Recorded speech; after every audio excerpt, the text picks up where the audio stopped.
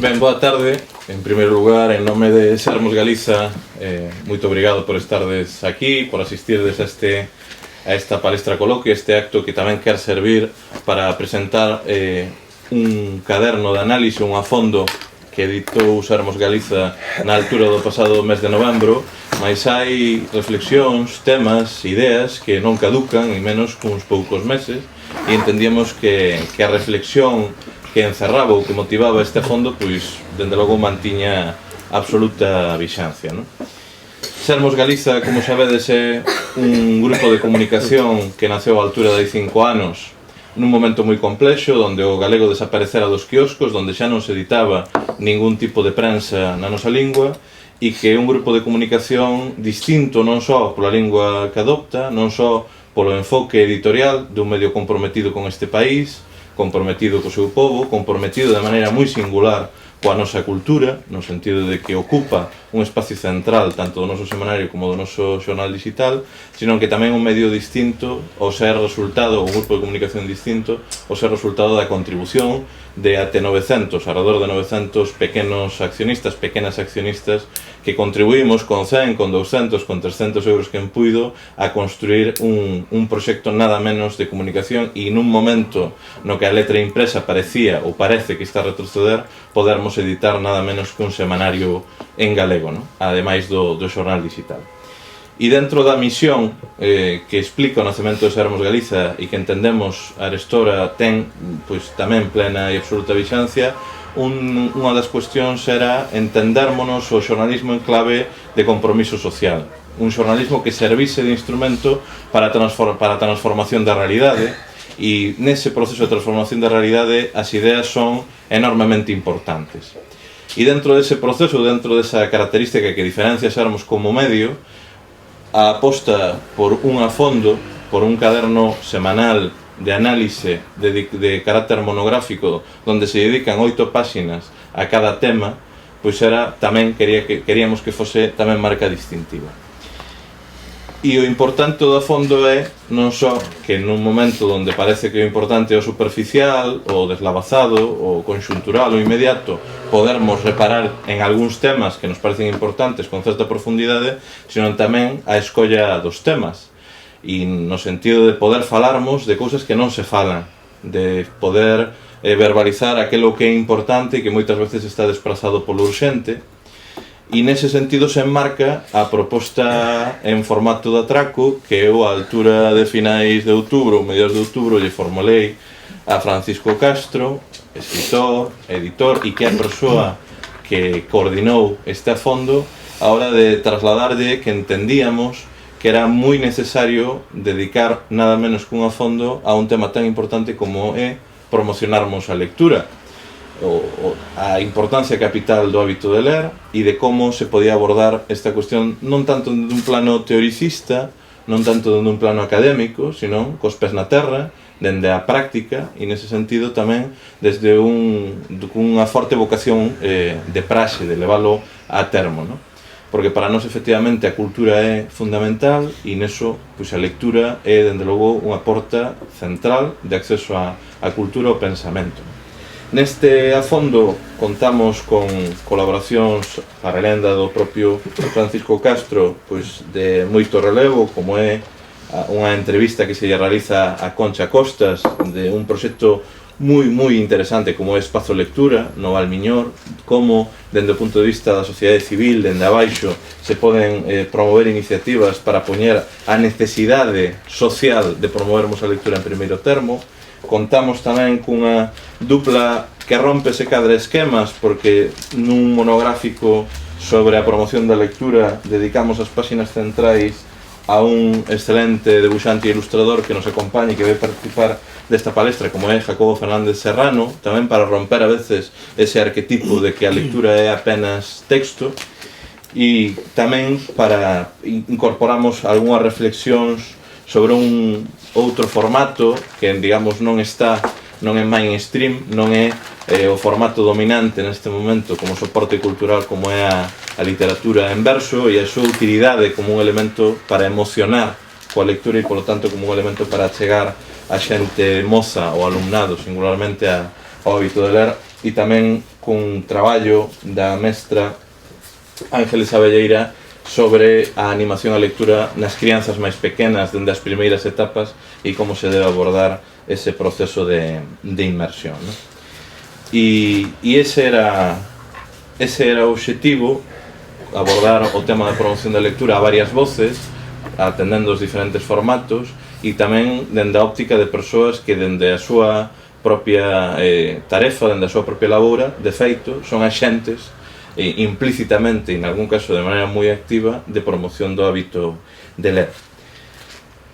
Xa para rematar, únicamente comentarvos que se vos vai facer a entrega como agasallo do exemplar de Sermos co que se imprimiu este a fondo.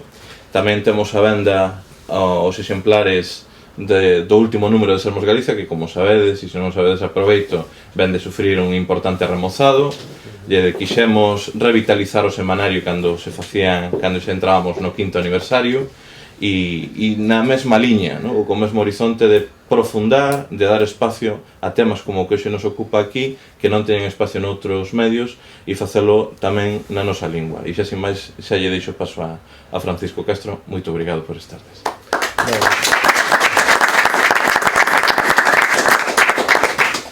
Bueno, pois nada, antes de dicir nada, quero darlle as grazas ás amigas e amigos de Cartabón que sempre nos acollen para calquera clase de acto, hoxe a Sermos Galiza, as editoriais, os autores, a todo o mundo, non? E a vos por estardes aquí, a Sermos Galiza por atracarme, como o único fago repetir o que dixo Xavier. Un día me chama e o día así, chamo para atracarte. Digo, bueno, como é por teléfono non me vai levar a carteira. Realmente pois é para agradecerlle ao medio de comunicación que nos permitise traballar sobre esta cuestión en profundidade. Bueno, aquí deberían estar tamén Concha Costa e Ángeles Abelleira.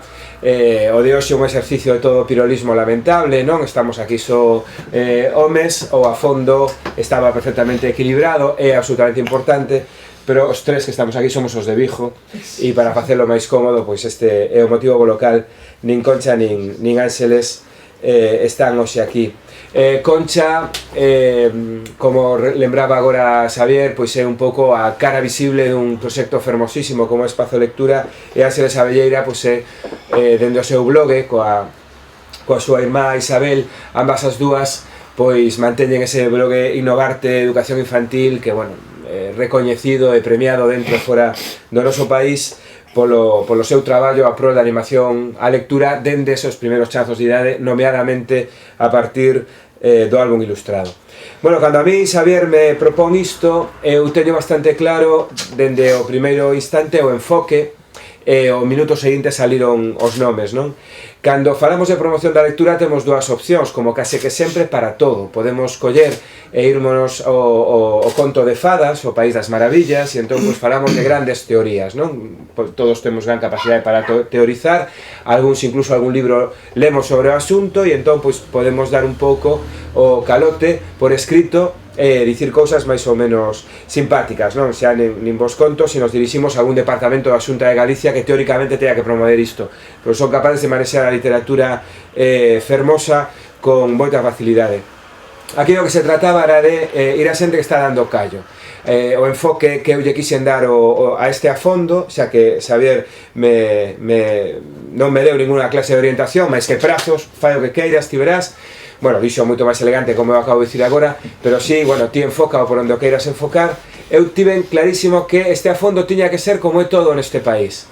Aquí as cousas saen porque a sociedade civil se empeña en que saia, porque se esperamos a que quen o ten que facer ou que nos ten que impulsar ou nos ten que dar un empuxonciño económico para facelo, pois imos de cráneo. Outra cosa que seas Enrique Iglesias e hagas vídeos, non? Que aí aparecen de repente 300.000 euros. Imaginaremos con 300.000 euros, non? O que faríamos. Entón, bueno, máis que recurrir, que poderíamos, non? Pois eso, a determinados departamentos de consellerías de educación ou de consellerías locais, etcétera, etcétera, pois o enfoque foi vamos a ir a xente que leva toda a vida facendo, pasándose polo santo forro das axilas, por dicilo finamente, toda clase de atrancos e botándolle, polo tanto, moito amor, non? Este é o caso, por exemplo, de Antonio García Teijeiro, que está aquí, que é un poeta galego, narrador, armadanzas da literatura de toda a vida, está farto de escoitarmo dicir. Nuns meses imos presentar un libro na colección Costa Oeste, Editorial Galaxia, se aproveita meto a cuña e o lo lerá a escoitar, pois sempre digo o mesmo, non? Que eu o coñezo como ex xogador de balonmán con el de adestrador. Isto ten que figurar nos currículos algún día, Bueno, pois, ademais diso que nos une, eu aprendín de Antonio moitísimas cousas xa cando era moi pequerrecho, cando era un neno de EGB, para as de la ESO que estás por aí atrás, unha cousa que había no Jurásico Inferior, que era como se chamaba antes ese ensino básico, non? E fundamentalmente o entusiasmo, é dicir, Antonio isto di continuamente, ele vos lo vai explicar moito mellor que a min. A mellor maneira que de transmitir a poesía e o amor pola poesía e o amor pola lectura é a través do entusiasmo, e isto vale para a poesía, vale para balonmán. Nos adestrábamos nun campo de balonmán que era triangular, o cal ten moito mérito, non? Porque era triangular, non? Era así, de terra, polo tanto en varios momentos do ano estaba enlamado, e ali heroicamente os xogadores do Posumus, eu non estaba no Posumus, eu era un infiltrado ali que aturaron, imagino que por insistir en que lle deixaran, cheguei a capitán, imaginade como serían os demais se eu era ali o máis responsable que había.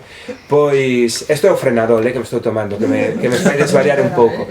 Digo que se ao final fixemos algo no deporte provincial do balonmán e a nivel estatal incluso, con viaxes inesquecibles a Irún e Aranda de Duero a perder partidos épicamente, pois foi en parte pois polo entusiasmo que se transmitía, non? Bueno, pois eso vale para a promoción da lectura e para absolutamente todo.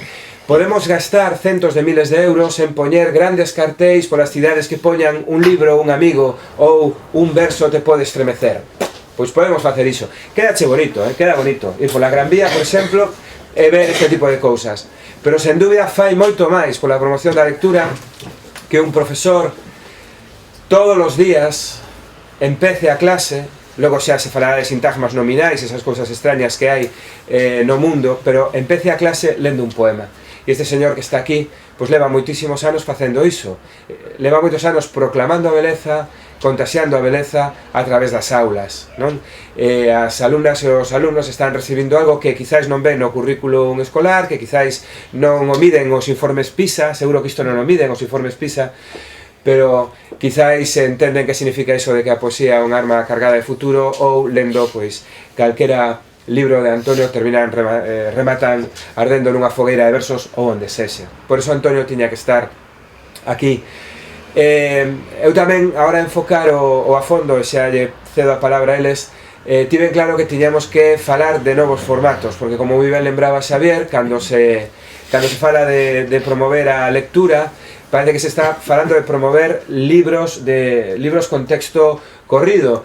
Nunha entrevista que hoxe publica o digital Sermos Galiza, un pouco para marcar este acto que hoxe nos trae aquí, eu dicía, e digo moi conscientemente, posto que son editor e ademais escritor, pero como editor, digo que é moito máis importante que promover o libro, moito máis importante que promover a industria editorial, moito máis importante que axudar a industria editorial e promover a lectura, que teñamos lectoras e teñamos lectores, porque podemos, que non estaría mal, axudar as librerías como Cartabón, pois a, non sei, ter materiais de non sei que, pero importante que pola porta entren lectoras e entren lectores. Hai que, sobre todo, promover a lectura, non? Unha sociedade é moito máis pobre, isto é un topicazo, se non lee. A semana pasada, hai 15 días, o Consello da Cultura Galega fixo público o seu informe sobre hábitos de consumo cultural e é demencial. Se o lestes con un pouco de interese, pois quedamos realmente moi mal, non? Imos menos ao cine que ninguén, imos ao teatro anecdóticamente, somos no Estado español os segundos pola cola a hora de ler libros, pero eso sí, somos no conxunto do Estado líderes en consumo de horas de televisión, non? Visitamos menos a biblioteca que o resto. Bueno, cando Feijóo ou quen toque despois di que Galicia vai ben, pois hai que saber que é o que está medindo, pero isto tamén habería que medilo, non? Para medir a calidade dunha sociedade, igual estaba ben tamén medir que se fai coa coa lectura, se se promociona ou non. Entón, para eses novos formatos máis reais, máis concretos que os nenos e as nenas manexan a diario, pois era necesario contar con Jacobo Fernández Serrano, que é un ilustrador galego, absolutamente enamorado do seu traballo, traballando moi intensamente, metido agora en proxectos que xa veredes van deixar unha pegada moi grande dentro do que é o mundo editorial e concretamente a banda deseñada, un acontecemento no que dentro duns meses, cando sexa, vos poderemos falar máis polo miúdo, non? Bueno, Jacobo, ao igual que Antonio, leva moitos anos predicando co exemplo, é dicir, pateándose aos institutos e aos colexios. Se algunha vez nos deran só medio euro por cada kilómetro feito en todos estes anos, para unhas nécoras daba, non? Para unhas nécoras daba. E bueno, Jacobo, como Antonio, como tantísimas escritores, profesionais de ilustración galega, patean Galicia todas as semanas, chegan a sitios que nin o GPS nin o Google Maps saben moi ben onde rayos está, e sen embargo están ali para facer, no teu caso, un obradoiro para explicarlles como a linguaxe visual tamén sirve para narrar e, en definitiva, para tamén, dende a banda deseñada, dende o cómic, promover a lectura, porque tamén é lectura, non? Por lo tanto, era importante contar con estas 4 entidades: Espacio Lectura, a entidade Espacio Lectura, Ángeles Abelleira, Antonio García Teijeiro e Jacobo Fernández Serrano, e creo que nos quedou, grazas a eles, un afondo ben xeitoso. Vou dar a palabra en primeiro lugar a Antonio, vale, que vos vai falar un rato sobre o que aquí escribiu, ou sobre os mediadores, ou sobre o que el considere oportuno. Logo será momento para Jacobo e logo establecemos o debate. Obrigado, vais nada. Bueno, pues boas tardes, ou boa tarde. Bueno, estou moi satisfeito de ter participado neste a fondo. A mí pareceme que a idea de Sermos é magnífica. Crear un espazo que permita falar daquilo que é imperecedereiro, daquilo que realmente permite a discusión, permite a reflexión. A mí pareceme algo verdadeiramente exemplar, por lo cual eu aceptei encantado a encomenda de Fran, que sempre me atraca a min tamén, dito sexa de paso, non solamente atraca, sino que tamén atracas ti, pero, bueno, son atracos que gustan porque se hai algo que eu levo facendo nesta vida, quizáis non sei o mellor poeta do mundo, a mellor son o segundo ou terceiro, pero que escribe para nenos, pero, dende logo, si podo decir que hai moi poucas persoas en Galicia que fagan tanto pola poesía como fago eu. Eso sí que de verdade que o teño como algo verdadeiramente pois moi a gala, sinceramente, porque efectivamente o que di Fran de ir a sitios onde o GPS eu non teño, pero non importa, non chega, etcétera, etcétera, sí, de sair cun bocadillo para ir a un sitio para falar de poesía, para ir a centros onde non vai ninguén porque non se venden libros, pero hai unha mestra ou un mestre que está ali traballando coa poesía en soidade, hai que estar ao lado destas persoas. Eu a verdade é que deixei ata narrativa por facer un traballo e un esforzo a prol da poesía, porque me parece fundamental, non? Tamén estou moi feliz de estar aquí, non? Un sitio como a Librería Cartamón, a verdade é que me queda tan a desmán, pero se eu vivise preto, viviría aquí boa parte das miñas horas, porque me quedame moi a desmán, pero é un sitio que dá gusto entrar, porque isto ole a libro, ole a ilusión, ole a compromiso, e as persoas que o levan son verdadeiramente exemplares. Así que moitas grazas e parabéns, porque o digo sinceramente. Ben, claro, o que dixo Fran hai un momento é que é así. É moi difícil nestes momentos poder facer unha avaliación de como está a situación lectora neste país, pero cando se fai, pois chegan estas historias. Entón un non sabe nese momento se ser unha persoa pesimista, optimista, bueno, o que son eu, como é un optimista escéptico. Vale, eu son un optimista escéptico. Porque optimista porque me gustan facer cousas, porque non me paro e sigo traballando, pero escéptico porque ás veces penso que non vale para nada. Non é certo, vale, pero bueno, Así que, cando falamos de literatura, de achegar a literatura aos centros, perdón, ás aulas, hai un tema que últimamente, dende o meu punto de vista, ten pouco sentido. O tema ese de animación á lectura. Cando a animación á lectura se converte nalgo moi fixo, algo que non ten o libro exactamente como centro do que se fai, algo casi que se institucionaliza, que é moito máis son máis as follas que realmente o que non deixa ver a paisaxe. É dicir, a min persoalmente xa rematei moi canso do tema do concepto de animación á lectura. Creo que a animación á lectura ten que ser outra cousa, e para que sexa outra cousa ten que haber oferta editorial de calidade, e iso é evidente que hai. Ten que haber librarías onde poidas acudir, que che digan, que che ofrezan, que teñas para poder ver. É evidente, tamén o hai. Entón xa, algo bo temos, pero claro, non temos demasiadas cousas. O primeiro que non temos é unha visibilidade. A lectura, a literatura non é visible. Son visibles determinados autores nun determinado momento, bueno, que por moda, por intereses económicos e demais, acaparan todas as portadas. Os periódicos, os xornais, vemos que deixan moi pouco espazo á literatura. E, por outra banda, para min hai unha cousa moi importante, que para min é o cabalo de batalla de sempre. Eu manteño que esta sociedade e a educación podense facer todos os plans de lectura que se queira facer, pero mentres non haxa unha biblioteca escolar que funcione con mestres ou mestras, bibliotecarios, bibliotecarias, non temos nada que hacer neste punto.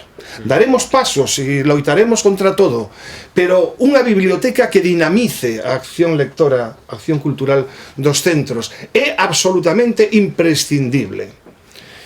Iso, a biblioteca do centro leva tamén aparellado unha biblioteca de aula, unha biblioteca de departamento e unha biblioteca persoal. Unha biblioteca persoal que ás veces temos que loitar moitísimo cos pais e as nais e mesmo con compañeiros que non entenden que se lle poida prescribir moi ben pensado e sabendo moi ben o que se fai un libro, 2 libros aos rapaces para que lean, para que se comente, para que se reflexione, etc. Porque, como me dixo a min unha nai, os libros, para que valen, Antonio, se se leen unha vez e logo xa non se fai nada con eles? Bueno, con esa mentalidade, evidentemente temos serios problemas, porque moita xente pensa que ler é unha perda de tempo. Pero eu podo dicir que non é unha perda de tempo, que ler pode ser divertido, que todos os libros non lles gustan a todas as persoas igual, porque o seguinte, hai moita variedade, e hoxe en día, afortunadamente, hai unha variedade enorme en todos os xéneros, nalgúns máis, nalgúns menos, pero hai unha variedade que nos poida servir. A lectura nunca será un castigo, non se debe obrigar, pero sí facilitar e forzar cunha certa sutileza. Que os nenos lean o que queiran, eu estou radicalmente en contra diso, porque primeiro teñen que ter unha preparación, e ti como profesional terás a obriga de encauzar un pouco a situación para que despois efectivamente os nenos, pero mentres non teñan o gusto e a capacidade de ser lectores competentes, difícil que les poidan elixir en liberdade, porque claro, para elixir en liberdade hai que ter unha preparación e a capacidade de facelo, porque o seguinte, iso é importante. O que pasa é que queda moi ben, non, que lean cada un o que quere, tal, liberdade de lecturas, non, pois non se pode obrigar. Vale, obrigar non, pero facilitar e provocar o interese, sí. É importante que compartamos lecturas con eles nos centros. Eu recordo sempre cando chegaba, porque ora estou nunha situación afortunadamente distinta, pero cando eu tiña clases todos os días eu chegaba cos meus libros, puños en riba da mesa, e cando tiñamos lectura silenciosa, que eu lle dedicaba 15 minutos, 10 minutos, 15 en todas as clases, eles abrían o seu libro da biblioteca de aula que si collían en liberdade, e eu abría os meus, pero abría os meus que eran de literatura infantil e juvenil, non eran outros libros, porque eu dou e darei sempre a mesma importancia a literatura infantil e juvenil que a outra, a digamos, a literatura de adultos para entendernos, porque non é máis importante un escritor que escribe para adultos que para nenos. Eu, de feito, teño poemarios para adultos, pero a mí o que me interesa realmente da miña obra e ao que me dedico fundamentalmente e do que estou orgulloso é de ser un escritor de literatura infantil e juvenil. Que vexan ler, se non ven ler, é importante a imitación, visitar librarías. Cantos pais veñen con nenos ou van con nenos ás librarías?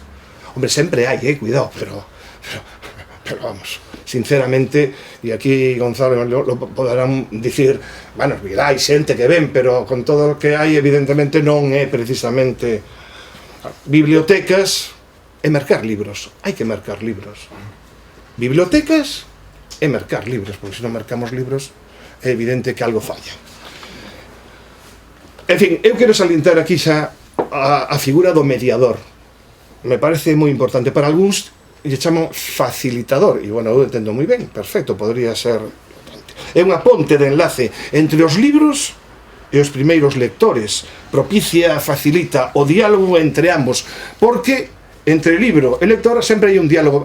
Precisamos de xente que facilite ese diálogo, e ese diálogo precisamente está en ese o labor do mediador, porque hai moita oferta editorial, e hai que diferenciar os libros que se leen con fins escolares, o que é a lectura obrigatoria, é dicir, que son importantes, que son algo máis que lectura, van buscando outros obxectivos, e hai que pensar na lectura voluntaria que provoca prazer, esa literatura que serve para reflexionar, para coñecerse mellor un mesmo, etcétera, etcétera, que todos vos que estades aquí sabedes. Pero claro, están realmente os mediadores preparados para iso? Quen poden ser mediadores? Mediadores para mí son os mestres, mestras, es decir, o profesorado, os pais, nais, avós, aboas, o sea, familia, os bibliotecarios, bibliotecarias, evidentemente, os libreiros e libreiras. Si todo isto funcionase un pouquiño, as cousas cambiarían, pero eu, por exemplo, teño que dicir que, sendo mestre, non me considero unha persoa que teña que defender necesariamente a formación literaria dos mestres, porque vamos a ver, hai que entender algo que é importante. Para poder ser un mediador válido, deben reunirse unha serie de requisitos imprescindibles que son obvios, pero que non sempre se dan. Primeiro, ser lector habitual. Se un mestre ou unha mestra non lee, pero non pensando nos seus nenos, sino pensando nel mesmo ou nela mesma, é evidente que está fallando. Porque a lectura dun adulto, xa nestes casos, non hai que ler simplemente para falarlles aos rapaces dese libro, sino que hai que ser un lector habitual para ter xa unha certa uns residuos e unha formación que permita moverse e contaxiar, non? Compartir, transmitir o goce pola lectura. Para iso é contaxiar, é dicir, hai que creer nun mesmo. Se un non cree nese labor, non o vai contaxiar. E se un día lle manda ler a un neno un determinado libro ou unha parte dun libro, é o mesmo que se lle di exercicio 3 da página 25, exactamente igual, porque falta a intencionalidade e falta esa capacidade de contaxiar, de seducir, que realmente ten que ter alguén. E iso, se non se produce, as cousas non van ben tampouco. Ter capacidade para promover a participación, que é fundamental. É dicir, un libro dá para moito. E cando se lee un libro, leen os libros, podemos comentar o libro, podemos gozar dese libro, deses personaxes, das situacións, podemos adaptalas á nosa vida, podemos cambiar. Unha das maneiras máis grandes que hai precisamente son esas, aproveitar esa capacidade que o libro, a literatura ten para entrar en cada un de nós e producir dentro unha expresión unha sensación importante, non? E se non se promove a participación, se o libro é unha cousa morta que está en riba dunha mesa, non se trata simplemente de ter o libro en riba da mesa, se trata de abrilo e de facelo vivo, que non o é, evidentemente. Ten que ter unha certa imaginación e creatividade. E con letras mayúsculas digo, creer firmemente na súa tarefa. Se non crees, se o faz porque che mandan, ou porque o teu compañero te está forzando, ou porque hai non sei que, evidentemente posuir unha mínima formación literaria, psicolóxica, didáctica, etcétera, etcétera. Pero aquí entramos en algo que para min é fundamental. Non se pode buscar desculpas. Todo o que dixo Francisco Castro é certo. Ninguén, nada nos axuda. Non podemos esperar que a Consellería dicte nada. Se fan campañas ridículas, obradoiros que non teñen sentido. Pola parte institucional non se pode contar. Pero iso non ten que ser desculpa para que non o fagas ti, se ti consideras que és unha persoa responsable, honrada contigo mesmo, e que gozas, e que crees que o que estás facendo hai que facelo. Entón, evidentemente, iso para min é fundamental. Bueno, vou rematar, simplemente, podríamos estar falando aquí, e falar moito máis, pero teño que dar paso a Jacobo, que seguramente vai dir cosas importantes. Despois podemos falar incluso da poesía, etcétera, si queredes, pero en definitiva, necesitamos crear lectores autónomos. Para iso debemos crear e fomentar hábitos, pero hábitos estables, hábitos lectores estables. Non un día fago isto e non o fago máis, pero aquel día sí que quedou moi bonito. Día das letras galegas, aí vamos a traballar con Manuel María, todos leemos un poema de Manuel María, pasou o día, pasou a Romaría. Día do libro, infantil e juvenil, ese día sí, pero logo non, hábitos lectores estables. Axudar a que os nenos lean por ler, non para que, sino por ler, porque eso inconscientemente vai entrar dentro da súa formación lectora e persoal, que lean e que gocen. Axudamos a que lean e poñemos libros que paguen a pena e achegámoslos. Orientar esa lectura extraescolar, a que non ven en ningún tipo de currículum ni nada, esa que ti consideras que podes facer unha auténtica festa con ela, que podes realmente entrar e dominar a situación e conseguir que se produza un ambiente lector favorable e que se pode conseguir. Non é certo que non se poida conseguir. O que pasa é que ten que partir, evidentemente, de ti. Coordinar e facilitar a selección de lectura por idades, non deixarse levar polo que di con todos os respetos, o comercial da editorial X, Y ou Z, que é o que che di, mira este libro que é moi bo, que me dixeron a min que é moi bo, entón esa persoa non lee o libro, pon porque o dixo, entón estamos perdidos. Iso é un erro brutal. Como pon por detrás a partir de 7 anos, claro, os meus regotes son de 8, vale, perfecto, vou non poñer. Non sei o que é, debe estar ben, pero que pon por detrás, además mo dixo Pepito, que é un tipo que controla a cuestión comercial, claro, que nese momento a mellor o que interesa. E que está facendo o seu traballo, pero ás veces traspásase un pouco esa liña. Por iso que cando hai lugares para poder e eu aí entendo moi importante o labor dos libreiros, non? O labor dos libreiros é moi importante nun determinado momento, porque eses libreiros que considero que leen os libros, que afortunadamente o hai, isto é un magnífico exemplo do que estou dicindo, che poden dicir, e ese xa é algo que ti tes, que se está informando, pero ti tes que lelo. Ti non podes prescribir un libro sen lelo. Por moito que sexa de Francisco Castro ou de Jacobo Fernández Serrano, que son moi bons os dous, pero hai que lelo primeiro, porque a mellor pois non é, hai que coñecer o libro, coñecer as características e coñecer os alumnos que tes, porque non todos os libros valen para todos os alumnos.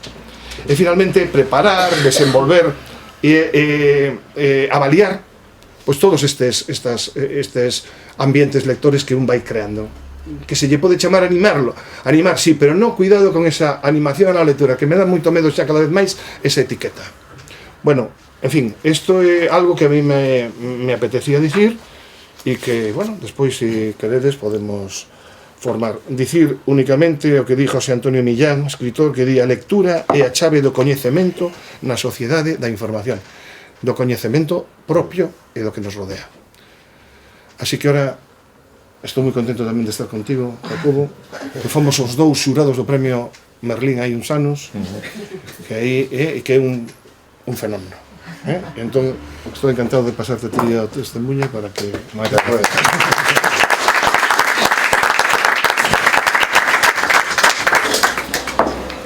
Moi ben, moitas grazas a todos por estar aquí e grazas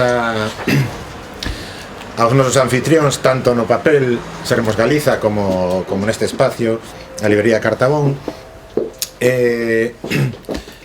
estando de acordo con todo o que dixeron os meus compañeiros. Eu en concreto o que podo explicar aquí, e penso que pode ser así o aporte un pouco diferente, e para o que estou un pouco aquí, é para contar un pouco a miña experiencia, digamos, no movimento da banda deseñada, en concreto dentro do campo do ensino, non?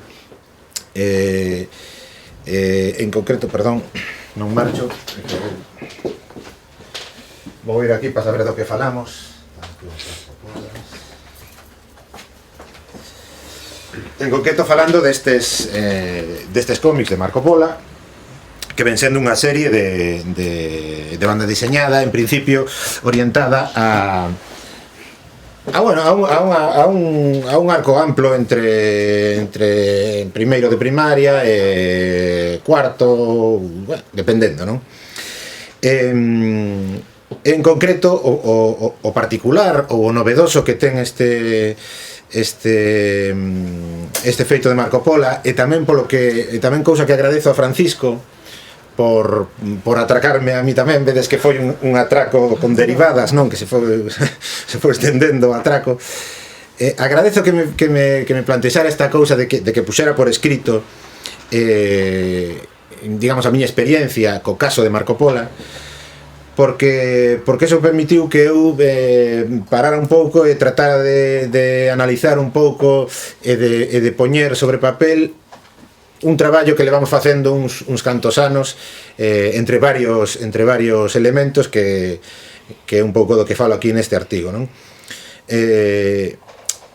Este artigo interesa moita xente, interesa, digamos, o que conto aquí pode ser do interese por suposto do profesorado, dos lectores en xeral, dos editores, pero tamén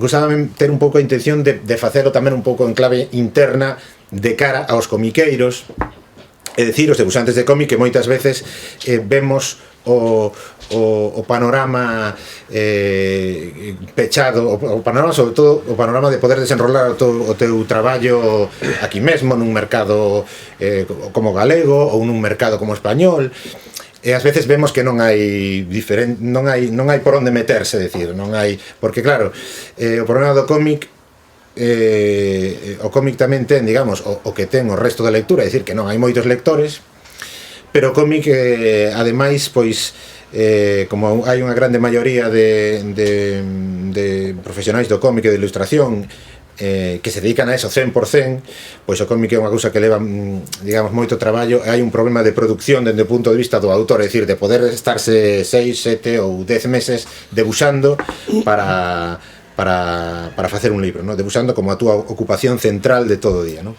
Pero, aparte deso, o caso de Marco Pola o que ten é que dos primeiros casos, penso que, salvo erro ou omisión, xa prevengo aquí de que se alguén sabe outro caso que mo sinale, é o primeiro caso dunha banda deseñada, digamos, que se asenta con certa continuidade no ámbito da prescripción dos libros dentro do ensino de literatura infantil, un ámbito no que xa leva moitos anos o resto de formatos de literatura infantil, aínda que principalmente é a narrativa, non? A que está ali máis asentada, pero digamos, ese mundo dos libros que lle chegan aos rapaces por medio do cole, digamos, non era un mundo tocado en algún caso así puntual pola banda deseñada, pero non era un mundo na que a banda deseñada tiverase establecido e digamos asentado con certa continuidade e con certa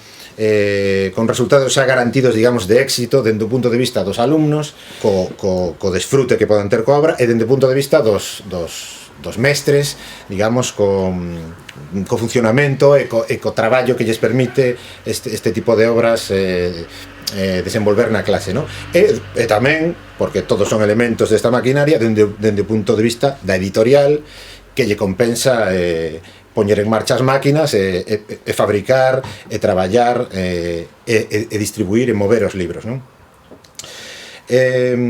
Entón esa é a cuestión, é dicir, unha banda deseñada que se presenta aí no ámbito da prescripción dentro do ensino. Primeiro temos que partir que estamos falando do peor, é dicir, do máis eu teño comentado que a banda deseñada, digamos que é o underground do underground. Eu cando facía temos falado aquí, fixáchevos na reivindicación que fai Antón sobre a literatura infantil, non? Que a pon ao mesmo nivel que a outra literatura, que se é necesario que faga esa reivindicación e coa potencia que fai, é porque hai moitísima xente para que a literatura infantil pois hai outra cousa, non? Ten outras gafas, ou a miras con outras gafas distintas. Pois o cómic aínda peor, é dicir, o cómic xa é unha cousa, xa digamos que para moitísima xente xa tamén Francisco, digamos, resaltaba que o cómic era lectura, para moitísima xente xa nin é lectura, xa é, digamos, que é como unha cousa que lle pos ali os fillos para que pasen o rato e tal. Entón, o caso de Marco Polo beneficiase en parte en que o contexto decatámonos día a día, digamos, o contexto social, a valoración social en relación co cómic, pouco a pouco, por unha serie de factores, e penso que en parte porque a sociedade parece que non, pero algo vai avanzando, digamos, a nosa sociedade, pois digamos que a valoración do cómic pouco a pouco vai mellorando. O cómic, hai xente que xa comprende que o cómic non só é infantil, hai xente que xa comprende que o cómic digamos, é un medio máis de expresión ou de comunicación, ou un medio artístico co que podes contar calquera cousa que queras contar, tanto exactamente igual que pode ser a narrativa, pero podes contar historias, narracións, pero tamén podes desenrolar ensaios, reflexións, incluso hai un determinado tipo de cómic que tira máis cara ao poético, poderíamos decir, que prescinde de historia. É dicir, o cómic, pouco a pouco, a xente empezou a notar que o cómic pues, empezou a mellorar, digamos, o seu prestixio. E, por outra banda, dentro do punto de vista do cómic, tamén fixo o cómic a súa parte, no sentido de propoñerlle ao público lector formatos que permitan que o cómic saia do seu gueto tradicional de aficionados ao cómic, non? E dentro desto está o xa tan nomeado últimamente, que é a novela gráfica, que ven sendo, pois, é un cómic como os de toda a vida, pero digamos que se adapta a un formato que permite máis que este en librerías, non? E que permite máis e que desperta máis a curiosidade dos lectores normales. Deixa máis os formatos de guerrilleiros de batalla propios do cómic de toda a vida, de expertos en cómic e de afeccionados que sempre houbo, sempre haberá, e preséntase diante da sociedade, digamos, cun formato máis aberto e máis tratando de en certo sentido seducir aos lectores en xeral, non? Entón, dentro dese contexto un pouco favorable, pois aparece a obra da que estamos falando, que é Marco Polo, que na propia concepción da obra xa hai unha intención de dirixirse a un público concreto. É dicir, digamos, a densidade do cómic, incluso desde o punto de vista do deseño, o tamaño da tipografía, o número de viñetas, o tipo de narración, que non é unha narración que busque cousas sofisticadas, senón que busca ser unha narración fluida e entendible perfectamente, pois xa está un pouco orientada a eses lectores. Claro, dicir que está orientada non quere decir que sexa unha cousa, decir, a ver, quere decir que a min me saia así, é dicir, falamos da literatura infantil, e moitas veces nos coles, falaremos logo das visitas aos coles, pois nos coles os rapaces me preguntan se tamén teño libros para adultos. Entón eu sempre lle digo que os libros ou os cómics que fago eu fago o que fago porque é o que me gusta facer, é dicir, eu non digo agora vou facelo para rapaces e agora para maiores, non? É que o que as historias que me gustan contar son así, e os meus personaxes teñen esta forma, se son rosas ou son amarelos, teñen cores vivos, teñen esta certa cosa, é dicir, eu non me aplico a unha receita para que o público sexa o tal, non? Pero sí, dende o punto de vista do deseño e do que lle presentas aos lectores, sí que hai esa intención, é dicir, isto é un cómic, digamos que no formato de cómic estamos contando uns contos,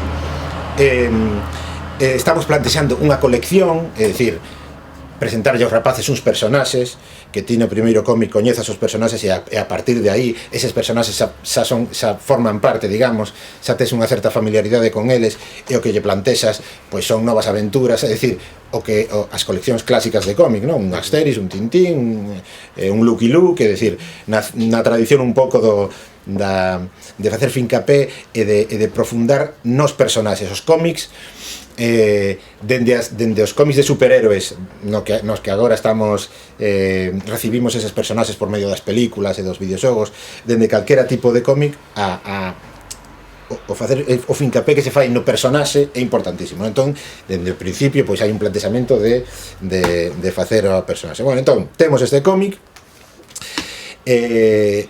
Este cómic, aínda que estamos falando aquí do caso da traducción galega, este cómic empezou a sair cunha editorial pequena en Barcelona, unha editorial independente que empezou a sacalo en catalán, en castelán e en francés, pero enseguida, digamos, que colleu o relevo xerais, empezou a salir en galego. Entón, este é o cómic, o Marco Polo. O autor do cómic é este que tedes aquí, que é o Jacobo, e o Jacobo xa teña certa experiencia de participar, digamos, no mecanismo que xa existe, que xa está moi engrasado e que xa leva moitos anos na literatura galega, que é, digamos, o mecanismo de profes que prescriben un libro, de rapaces que traballan con ese libro, e de que en algúns casos rapaces que reciben a visita do autor, o seu colexio, digamos que esa visita do autor é como, digamos, o que redondea o traballo que durante 2 ou 3 meses levaron eses rapaces coa obra en cuestión, non?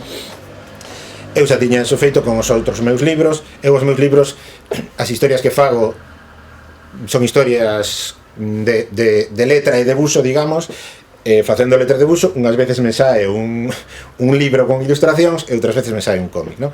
Pero bueno, esa é digamos a característica. Entón, así que o Jacobo xa tiña certa práctica é certa, digamos, non só práctica, sino certo gusto, porque o que dicía Antón, tenche que gustar un pouco o ir ali a falar con rapaces. Non podes facelo por fichar. O sea, ti podes estar cansado, esta cousa que din os actores, non? Ti podes estar cansado, pode ser o cuarto centro que visitas nesa mañán, pero resulta que ti chegas ali e tes os teus lectores, os teus rapaces. Xente polo xeral pode ser máis tranquila, menos tranquila, pero xente simpática, digamos, e agradecida, non? Dende o punto de vista tal, e tenche que gustar, non? Entón, ese mecanismo que xa existe, pois empezamos a aplicalo ao cómic. Dende o punto de vista editorial, perfecto, non houve ningún problema. Dende o punto de vista unha vez fabricado o cómic, os comerciais, digamos, que son o seguinte paso, non? Todo se trata de conseguir que se produza o contacto, digamos, máxico, o contacto sobrenatural, non? Entre a obra e o lector. Todo o prosaico que hai polo medio, todo, a que hora temos? Pois tes tal día, que te chamo comercial, non podo, mira, que teño outro cole, todo eso, que son cousas prosaicas da axenda, de apuntar, e dos profes, algúns traballan, outros, todo eso ten un único fin, é dicir, que se produza o contacto entre a obra e o seu lector. É un contacto individual, é un compromiso, digamos, do autor. Aí xa non hai, todo desaparece, é dicir, foi duro, chegamos, mira, entreguei o cómic, o comercial, al final podía, non podía, pero cheguei, e al final esta miña obra, que fixen con todo o meu amor do mundo na miña casa, pois chegou a un rapaz, e o rapaz, pois polo que sexa, moitas veces, como dicías, moitas veces, digamos, non obrigado, sino forzado, digamos, un pouco enderezado polo profe que sabe o que lle pode convir e tal, pero por moitos camiños, pero ao final chega. E cando chega, aí xa se está producindo a cousa. Entón ti abres, entón primeiro que temos aí é debuxos. É dicir, estamos falando de promoción da lectura, pero claro, non podemos falar de cómics sen falar de debuxo. Eu non quero poñerme agora a falar de debuxo, porque se empezamos a falar de debuxo estamos aquí ata as 12 da noite, e tampouco é plan, pero claro, o debuxo ten un poder, e o poder do debuxo en combinación coa palabra xa é un superpoder, é dicir, o poder expresivo e comunicativo é como o sea, non hai moito que facer para promover esa lectura máis que o rapaz poda facer así e abrir o cómic. Unha vez está eso feito, o que empeza a pasar aquí, porque isto xa non é que o rapaz teña que, non sei, que poñerse aí, non, isto xa é abrir e xa lle están saindo aí para fora as explosións ou as cores ou o frío ou as caras de medo ou os sustos xa lle están saindo. Entón, por eso, moitas veces pode haber críticas dos sistemas, do xeito, da forma en que se consigue que se produce ese contacto, pero cando se produce, aí xa non hai problema. Por lo menos, no caso do cómic, eu penso que está demostrado, e agora xa que levamos unos anos está demostrado, non só polos rapaces, senón polos profes, está demostrado que funciona. O sea, que digamos, claro, a ver, eu pido disculpas porque estou falando dun cómic meu, pero non hai outro exemplo, entón teño que dicilo. Está demostrado que arrasa cos rapaces, é dicir, que hai unha forza e hai un poder comunicativo e hai un poder de meterse nunha historia e ademais hai un poder, é como unha especie de semente, hai un poder de esta cousa, por exemplo, que a mí me pasaba moito de pequeno. Xa teño unha idade, bueno, quero dicir que eu tamén xoguei o balonmán, bueno, xoguei non, eu adestrei o balonmán. Eu fixen as dúas cousas. Eu quedaba no banco nos partidos, non me sacaba. Pero bueno, adestraba todos os días. Estaba no chouzo. Que eran moi malos. Sí, que por certo, igual era porque non me sacaban, a mí me deixaban no banco. Bueno, entón, estábamos... xa me perdín, que estaba dicindo... Falabas de todo ese mecanismo que busca que o rapaz abra... Sí, bueno, entón... bueno, total, a cuestión é que tendo, digamos, ese autor con certa experiencia, tendo entonces o cómic nas mans, facendo todo o impulso aos atrancos primeiros, por parte da editorial non houve atranco, os mestres, digamos, bueno, os comerciais son o seguinte paso, os comerciais tampouco houve atranco, en certo sentido porque, digamos, que xa nos coñecemos, é dicir, como xa levamos anos con eles, xa nos coñecemos, entón xa sabemos como vai funcionar a cousa. Claro, dende o punto de vista dunha charla nun cole, o feito de que un sexa un escritor e que poda poñerse a dibuxar, pois incrementas ali o factor de espectáculo que sempre ben a hora de plantarte diante dunha rapazada, non? Esta cousa de poder poñerse a dibuxar... xa sei o que estaba dicindo. Cheguei o que estaba dicindo. Cando era pequeno, e que ten coña a anécdota. Cando era pequeno, o poder, digamos, de semente que ten os cómics, e que quería poñer o exemplo de que cando eu era pequeno, que xa tiña unha idade, xogaba balonmano, etc, pero volvo, cando era pequeno, pois un iba a ver as películas de Bruce Lee, non? E non sei se sentichedes este efecto que un, cando vía unha película de Bruce Lee, a seguinte semana estaba facendo artes marciais, non? Era como unha especie de... que te insuflaban unha cousa, non só facendo artes marciais, sino que poñías as caras de Bruce Lee, o sea, xa mirabas aí o da tenda un pouco revirado, era unha cousa como que de imitación e tal, non? O efecto do cómic de Marco Pola e o efecto un pouco do cómic, digamos, como os debuxos sosteñen a historia está nos dibuxos, digamos, prácticamente o que conta a historia son os dibuxos e a letra son os diálogos, é dicir, a letra está para expresar o que ten que dicir cada xente, pero a historia está nos dibuxos. Entón eses dibuxos son vivos, entón os rapaces teñen como unha cousa de poñerse todos a debuxar. Entón, claro, para min que digamos que teño as miñas cousas de profe de debuxo e que a miña no debuxo é unha tal, entón é como un foguete que lle meten, entón ven Marco Pola e empezan a debuxar Marco Pola sen parar, empezan a debuxar cousas, a inventarlle amigos a Marco Pola e tal. Entón, é un efecto productivo, digamos. Non son un efecto beneficioso polo feito en sí que lles permite o traballo que fan, que é o mesmo que fan con calquera libro, é dicir, clase de lingua, traballan exactamente igual a lingua, porque se tipos o texto de Marco Polo todo seguido, digamos, pois é prácticamente como pode ser un texto dun libro de literatura para rapaces do primeiro ciclo, é dicir, pois é máis ou menos ese tamaño, non? Traballan a lingua, o vocabulario, todo eso exactamente igual, traballan o dibuixo, digamos, disfrutan coa lectura e lles mete ese foguete productivo de querer poñerse a debuxar. E ese poñerse a debuxar, non pensemos que é poñerse a debuxar, digamos, como se me poño aquí a facer aquí un bodegón dunhas mazás. Poñerse a debuxar non están escribindo, están debuxando, pero é poñerse a inventar cousas, a inventar historias. En canto empezas a dibuxar un personaxe, sexa teu ou non, ti xa empezas a debuxalo, a inventarlle que chega outro por aquí, aparece por aquí un avión, que lle bota unha explosión, e chega outro, lle parece unha serpe, que lle dá voltas, é dicir, estás debuxando, estás utilizando o debuxo para plasmar algo que estás inventando aquí na cabeza, non? Moi parecido, digamos, a cando estás xogando cos bonequiños, no? Cos gormitis ou coas polis ou con calquera cousa desta que ti estás xogando, chegaste por aquí e tal, pois que o debuxo pasa un pouco igual, non? Entón, claro, cando un vai a un cole e ve eso, pois digamos, dá por ben empregado todo o proceso, todo o mecanismo, lóxicamente mellorable en moitas ocasións, lóxicamente non todos os elementos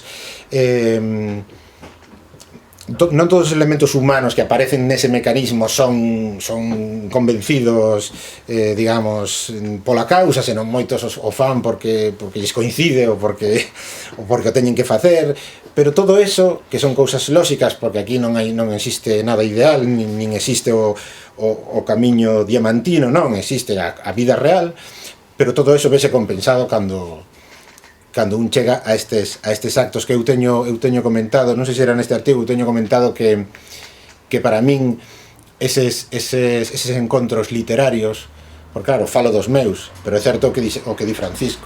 Eu penso que eu teño comentado que estaría ben que non sei na RAG ou no Consello da Cultura Galega ou algo así, houbera unha especie de video wall, un panel aí xigante, no que cada escritor galego e ilustrador tivera un puntiño, no mes de abril, non? Por aí, abril, maio, son as datas fortes. Un GPS aquí. Un GPS, entón puderemos ver Francisco Castro, Jacob Fernández, Leticia Costa, entón veríamos aí un movimento como se fora o aeroporto de Nova York, polo menos, non? E para min digamos, esa multiplicidade de encontros entre escritores e lectores ali onde deben estar, porque digamos que estamos nunha librería, pero aparte dunha librería, en que outro sitio máis indicado que nunha escola pode darse o encontro dun rapaz con un libro ou cun escritor ou cun ilustrador, non? Entón, ese é para mí, de certo, o evento literario, digamos, máis importante de todos os cantos se producen en Galicia o ano, non? Hai eventos que teñen moita importancia, hai presentacións de libros aí, que a novidade, que é unha cousa importantísima e todo o mundo le afirmar, pero resulta que en horario escolar, cando todo o mundo está na súa casa a media mañán, neste momento horario tan inquietante que é a media mañán, pois a media mañán resulta que igual ao mesmo tempo hai 20, 30, 50 colexios en calquera sitio de Galicia, perdidos ali, Google Maps, que non chegas, ainda por riba sempre che manda por onde non é, claro. Esas cousas, pero ao mesmo tempo están ali os rapaces que nunha situación ideal traballaron ese libro, que coñecen, que lle preguntan, e ti tal, e curiosidades, e ti que igual estás ali co comercial e lle din, ese que é o teu guardaespaldas, ou que calquera cousa que te dice o manager, e tal, ou que sei, e ti canto cobras, é dicir, curiosidades fenómenas todas da vida real. Eu sempre lles respondo toda canta cousa, bueno, e logo xa cousas máis que se estás casado, que se tes noiva, que se non sei que, cousas, todo tipo de curiosidades, ese, digamos que do caso en concreto que eu estou falando aquí, hai moitas máis digamos, moitos máis factores que podríamos alientar. En principio, contamos cun apoio dos mestres na grande maioría, é dicir, incluso cunha certa sensación de que agardaban poder contar con este tipo de formato, digamos, para traballar cos rapaces. Algún caso así, poucos, por algún caso destes de pais que lles resulta un pouco chocante a cousa de mercarlles aos rapaces un cómic para traballar co cole, un cómic para estudiar, digamos, pero isto que é, isto non... Non é serio. Claro, isto non é. Pero os menos, en realidade eu penso que neste caso bueno, a acollida é boa, e unha vez empeza a funcionar, pois a acollida vai mellorando, non? E digamos que ese é un pouco o caso práctico que quixen contar aquí no atraco, e insisto, pensando en contarlle a xente o que está pasando, e tamén pensando moitas veces en contarlle aos debuxantes de cómics o que está pasando, porque a veces os debuxantes de cómics o que pasa a media mañán tampouco teñen moi claro, igual non é unha hora que están ali moi atentos, ou lóxicamente estamos en casa debuxando, non?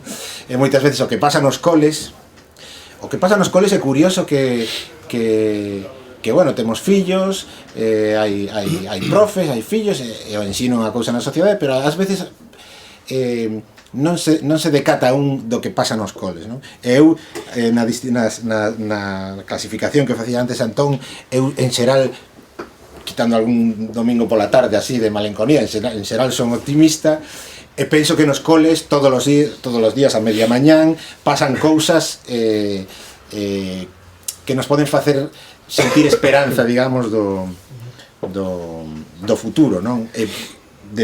E moita xente traballando, os mediadores, moita xente facendo que se produza esa cousa que permitirá que os tempos melloren, penso eu. E nada máis, polo de agora, moitas gracias.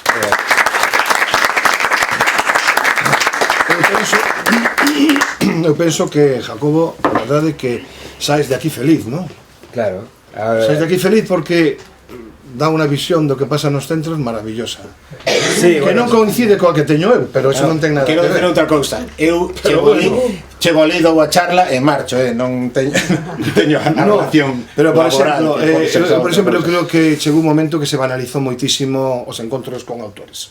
É dicir, banalizáronse unha barbaridade. Eu levo máis de 20 e tantos anos facendo encontros con autores, e hai unha cousa moi importante, que se perdeu a capacidade de emocionarse, a capacidade de asombro. Eu, por exemplo, cando tive uns encontros en Medellín, en Colombia, aquilo daba gusto ir a ese centro, porque volcaron, o sea, deitáronse todo naquel libro, naquela persoa, etc. Eu creo que aquí, neste momento, os encontros con autores hai que dividirlos en uns que evidentemente se fan porque, bueno, porque está moi ben, queda moi ben, pero que para que se entreteñan unha hora aos rapaces, e outros que se fan, como dicías ti, como colofón a un traballo, a unha ilusión, e tal. E eses son os menos. Eu, de feito, digo yo pois isto é moi canso. Un día cheguei a un colexio co comercial e dixéramos xéramos ao do Butano. Bueno, sí, pero isto é certo, sí, no, esas cousas e tal e cual tal, o sea, non sabía nin quen eras, nin que ibas, para que ibas, etcétera, etcétera. E aínda tal. Entón eu, dende hai un tempo, díxenlle a comercial, co que teño unha relación magnífica, porque son magníficos traballadores, ademais, que se ocurran moitísimo, e dixe, mira, cando quieran que eu vaya a un cole, por favor, que cho pidan 3 ou 4 veces. Se non cho piden 3 ou 4 veces, non vou. Teñen que ter interese. Non quero que vendan libros, porque esa é outra historia. Es decir, se alguén pensa que un autor, en xeral, vai aos colexios para vender libros, a verdade é que está bastante equivocado. Eu digo que teñan interese polo que se di no libro, polo que significa un encontro con un autor, o que significa, para mí iso é máis importante. Eso vou a esos sitios, porque realmente creo, sinceramente, e non me vou poñer aquí ahora de facer demagoxia, que se banalizaron moito e que para a cantidade de profesores, de clases e de tal, creo que en xeral os mestres faltalles unha certa capacidade de... Home, eu... E non quero facer agora, non vou poñerme aquí a dicir o que non sinto, porque o sinto, de verdade. Sí, sí. Hai moita xente pola que paga a pena ir, e vou ao fin do mundo. De feito, fun, e volvín ao fin do mundo. A ver, Pero hai outra xente que sinceramente non. E non se trata de atacar aos profesores, atacar a aqueles profesores que non están cumprindo co que ten que ser pues, un encontro cun autor, un libro para os rapaces, etc. a ver, todos temos, os tres que estamos aquí, temos experiencias de todo sempre, non? No meu caso, debo dicir que case que sempre moi positivas, pero tamén teño algunha na que tiven esa sensación de que eu ia ali a entreter un ratiño, incluso en algún centro que de súpeto marcha todo o profesorado e te quedas ti ali con 200 alumnos que non coñeces de nada, non? Durante hora e media dices, bueno, ahora vamos a bailar ou algo así para sobrevivir. O 2% das miñas experiencias en xeral son magníficas, non? Pero no fondo, levades razón, pero entronca con todo o que estamos falando aquí, co primeiro que ti dixeches, o que Jacobo chamaba conseguir a conexión, non? É dicir, hai de todo. Se tes un profesorado implicado, as cousas saen, é dicir, hai que dicilo, isto é moi políticamente incorrecto, claro, que é moi hai que dicilo, correcto, hai que dicilo sen medo. Hai profesorado que ten que transmitir, aínda que ten que facer o conxunto do sistema educativo tamén, non? Pero que ten que transmitir o amor polos libros que non lee. Non só hai profesorado que non lee, senón que hai profesorado que se la sopla o tema da lectura. Está relacionado. Directamente, está todo relacionado, non? Entón, claro, a hora de falar dese tipo de actividades que en xeral son positivas, pois todo depende do enfoque de quen te convoca. Eu recordo que unha vez nun acto moi parecido a este, pero en Pontevedra, tamén éramos tres, con Xavier Puente do Campo, dixo unha cousa que non se me esquece máis, porque ademais rimos moito coa explicación. Dixo que o peor era os libros con bicho. E entón preguntamos que era o libro con bicho. E o libro con bicho é cando o comercial chega e di, se me pos este libro, ven o autor.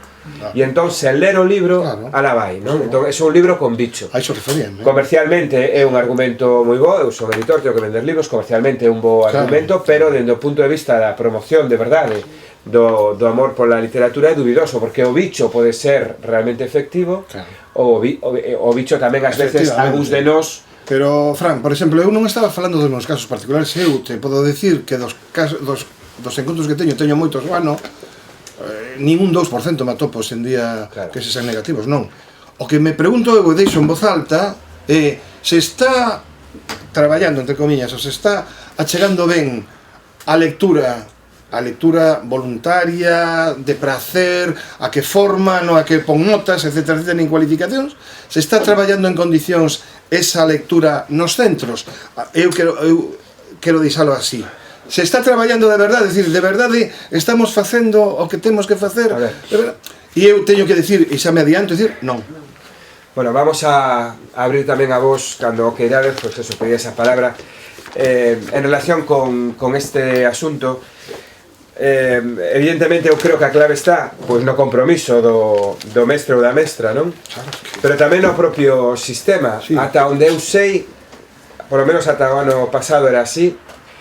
En Galicia, ignoro fora de Galicia, pero en Galicia é posible estudar o que antes era magisterio, é dicir, un pode formarse como profesor ou profesora e non hai ningunha soa materia, ninguna, non estou exagerando, ninguna, cero, relacionada con literatura infantil e juvenil, ninguna.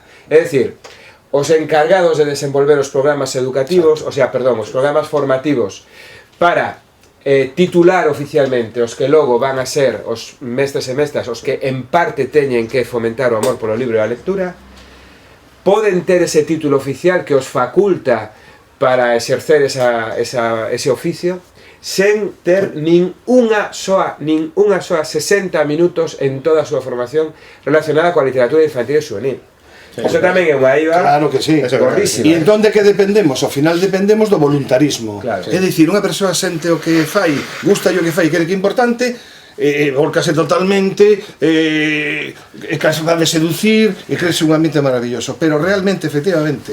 Pero hai outra cousa que eu penso que cada quen debe ter. Eu creo que unha persoa que, por exemplo, dá lingua e literatura, digo en xeral todos, pero vamos, especificamente por que non lea, é que xa é un problema del. É un problema que debe pensar, porque a min, que son máis bello que todos vos, a min non me fomentaron na miña vida o tema da lectura.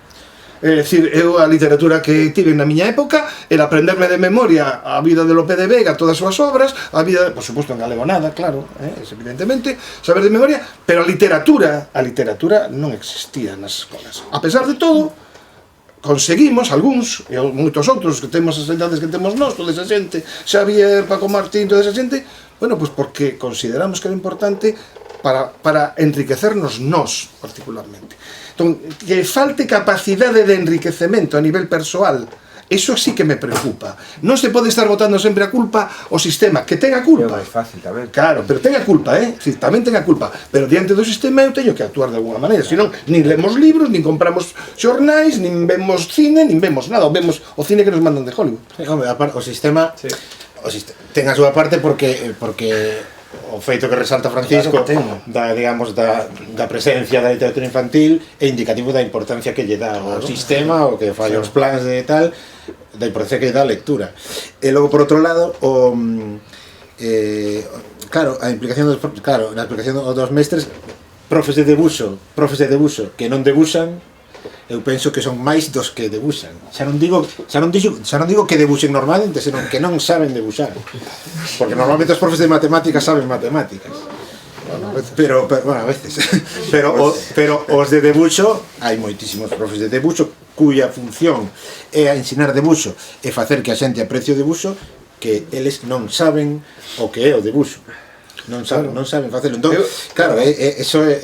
Eu non quero cargar contra os mestres porque... Non, pero son cousas que existen, claro. Pero, estando de acordo con eso, para aparte eso, o tema das escolas universitarias de magisterio, é vergoñoso, vamos, que non haxe literatura. Logo non coñecen nin a Roald Dahl, nin coñecen a... O sea, mestres que non coñecen a Gianni Rodari. Bueno, Gianni Rodari, deben pensar algúns que xogou no Inter de Milán. Pero hai que ir un poquinho máis para lá. Non saben que é Roald Dahl, non saben que é Gianni Rodari, nin saben, por suposto, que somos ningún de nós, pero que aparte en ningún momento da súa formación se lles di da importancia da lectura, non de desenvolvemento intelectual da rapaces, por menos son os nomes probablemente que no, pero un decir, non, xa sei. O sea, un mestre que non coñeza a Gianni Rodari, por exemplo, a mí me parece que falla algo, non? A forma de enfocar a súa tal. Se vai coller o libro, vai tirar todo, bueno, en fin, no fondo ten moito que ver co que é o conxunto da sociedade, non? Os datos son clarísimos e a única parcela do mundo editorial da cultura occidental, xa non en Galicia, na cultura occidental, que sobrevive a crise, e non só que sobrevive a crise, senón que cada ano ten mellores resultados é a literatura infantil e juvenil.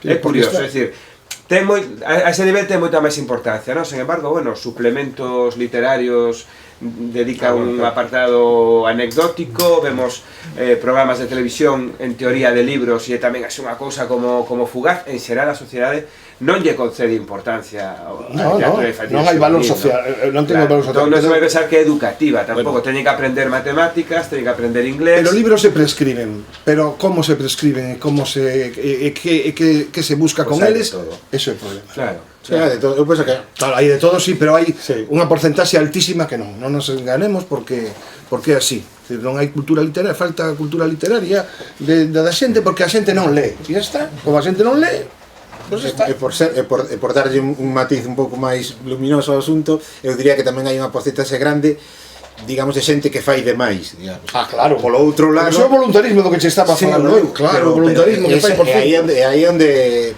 hombre, digamos que as outras partes sempre son mellorables en todos os anos que pero somos peor vistos, despois por esos que non leen, Sí, porque poñen en evidencia a falta de efectivamente, por eso hai que ser sincero, decir o que é, punto, o que sinto. Está moi ben.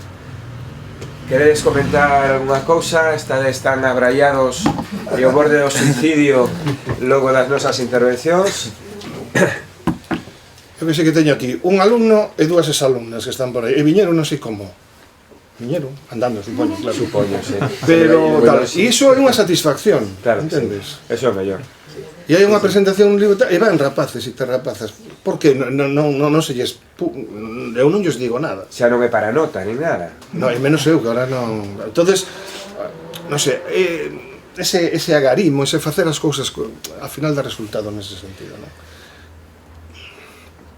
Ben, pois se non hai nada do outro lado, imos pechar repetindo unha das últimas palabras que dixo Jacobo, porque foi o que interveu de último, pero no seu discurso final falou várias veces de optimismo e esperanza.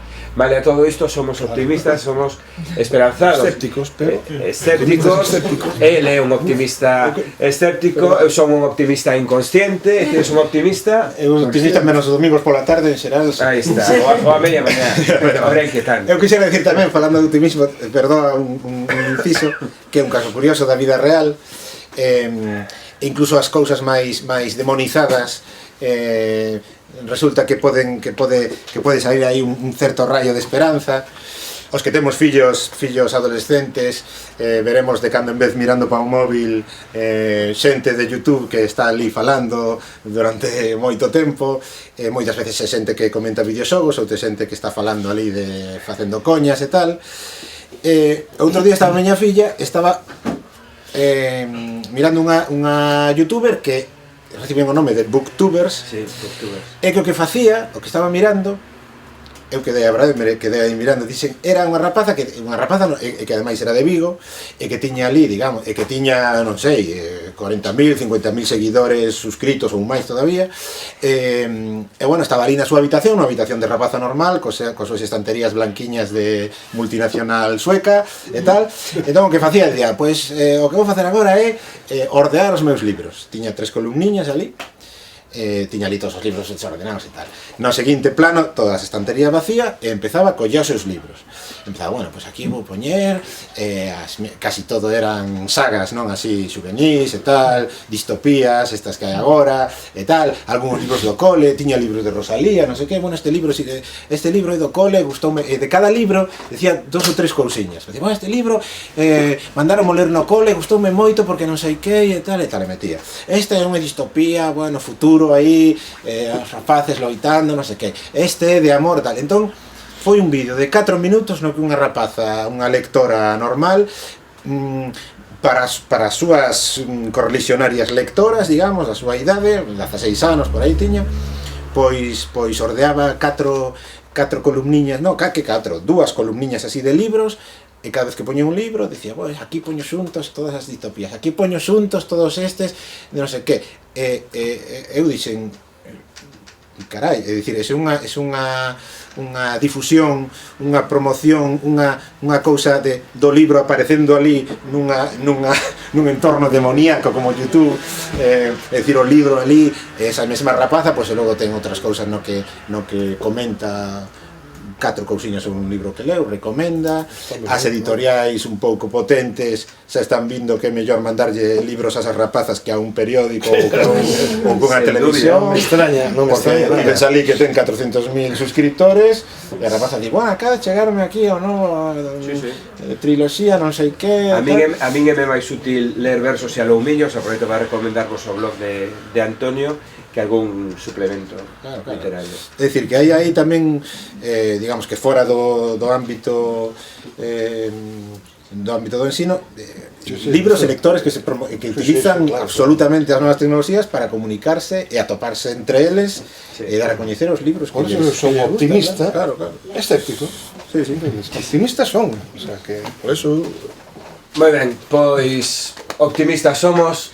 Se o señor Xavier lle parece ben, damos aquí por pechado este acto. Moitas grazas a todas e a todos, podedes levar, non, o sermos con vos, e de mercar libros, estes que están aquí, estes son os que hai que mercar, de acordo?